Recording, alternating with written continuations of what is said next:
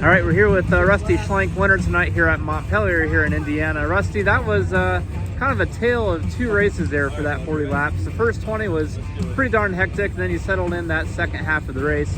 Talk us through those first 20 laps where you almost took the lead, you bobbled, you drove about Mach 3 to catch back up to those guys. And my plan was to jump out to the lead and just kind of cruise off into the sunset and not have to beat on the car, but I didn't get a good start. It was kind of slimy on the bottom, and Peden took off, and he had a really good car, and I just kind of fell in line and was trying to run. I was just kind of being patient behind him, and I was going to wait for my turn to pass him, and I hit that hole getting in 3 and pushed off the top of the racetrack. So I had to rally from 4th, and we made it back up there. Had a really good car, and then once I finally got to the lead, then I could take it easy a little bit. What went through your mind there as you were sliding off turns 3 and 4? How did you collect your thoughts to get back on track? I was cussing. I didn't collect nothing. I was cussing at myself. You idiot. Yeah, I just.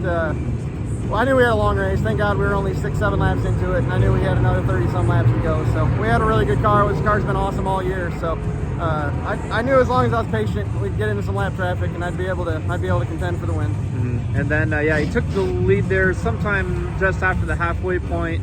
But Peden here kept you honest for a little bit. Yeah, he was good. He showed you a nose a couple times. What went through your mind there before you could kind of cruise on to the win?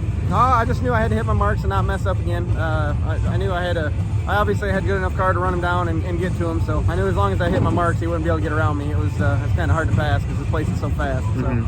I knew as long as I didn't mess up, we'd be okay. All right. I noticed there you kind of moved down to the bottom in 3 and 4 off of the top. Was that kind of the plan, or was that just where the track was better? I noticed these guys were making some speed down there, and it was kind of treacherous. I like carrying momentum around the top of this place. It's just where I feel comfortable, and it's hard to run wide open at one end and then slow down and run the bottom at the other end. So it was just easier for me to run the top, but it got pretty treacherous in the middle of 3 and 4 over there. So I didn't want to hit that hole again and give it away. So I found a line down there at the bottom of 3 and 4 that's pretty smooth and felt like I could carry some speed. So that's at least 3 wins to start off the year. Yeah, 2 at Attica, 2 here, or 1 here, and so you got to be feeling pretty good. Really we're good, just barely into April. Yep. No, I'm excited. Got a long season, so anything could happen, but I'm looking forward to this year.